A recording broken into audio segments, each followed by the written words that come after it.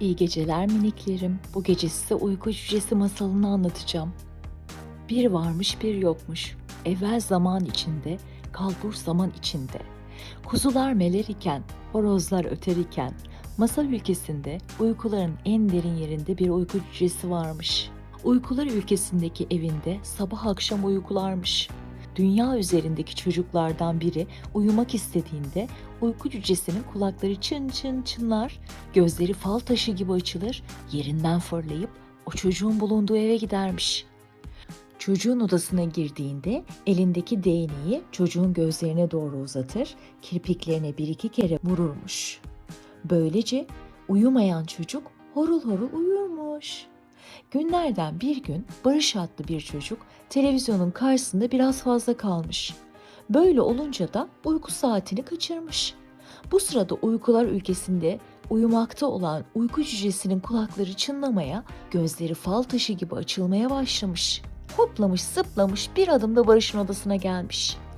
Elindeki uyku değneğini çocuğun gözlerine doğru uzatıp kirpiklerine bir iki kere vurmuş. Barış gözlerini daha çok açıp uyku cücesine bakmış. Uyku cücesi elindeki değneği tekrar ona doğru uzatmış. Barış değneği eliyle şöyle bir tutmuş ve gülmeye başlamış. Uyku cücesinin başına daha önce hiç böyle bir şey gelmemiş. O yüzden şaşırmış, afallamış. Değneğini Barış'ın elinden almak için çekmiş. Barış kıkır kıkır gülmeye başlamış. O kadar çok gülüyormuş ki uyku cücesi telaşlanmış. Çünkü biraz sonra Barış'ın annesi odanın kapısını açmış. Uyku cücesi kendini yatağın altına atıp saklanmış. Günün birinde çocukların dışında biri uyku cücesini görürse bir daha uykular ülkesinden çıkmazmış. Annesi Barış'ı yanaklarından öpmüş ve uyuması için ona bir masal anlatmış. Bu arada bizim uyku cücesi annenin anlattığı masaldan çok etkilenip yatağın altında uyuyakalmış. 1 saat kadar sonra Barış yatağından aşağı inmiş, uyku cücesinin kulağının dibine yaklaşmış, "Aa!" diye bağırmış. Uyku cücesi aniden uyanınca kafasını yatağa çarpmış. Sonra da Barış'ın ağzını kapatmış. Barış ağzı kapalı olduğu halde gülmeye devam etmiş. O kadar çok gülüyormuş ki uyku cücesi Barış'ın annesinin tekrar odaya gelmesinden telaşlanmış. Hayatında ilk defa bir çocuğu uyutmayı başaramıyormuş. Barış'ın karşısına çıkıp eliyle sus işareti yapmış.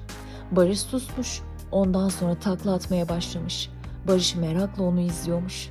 Uyku cücesi birdenbire Barış'ın yanına hoplayıp göz kapaklarını elleriyle çekiştirmeye başlamış. Barış gözlerini açmaya çalışıyor, uyku cücesi kapatmaya çalışıyormuş.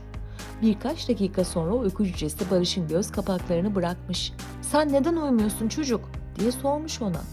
Çocuk biraz daha ağlamaklı gözlerle ona bakmış. "Sen kimsin?" demiş. Uyku cücesi, "Ben uyku cücesiyim. Uyuyamayan çocuklara masal anlatır, değneğimle göz kapaklarında dolaşır, onları uyuturum." demiş. Barış tekrar kıkır kıkır gülmeye başlamış. "İyi ama ben bütün gün uyudum zaten, o yüzden uyuyamıyorum." demiş.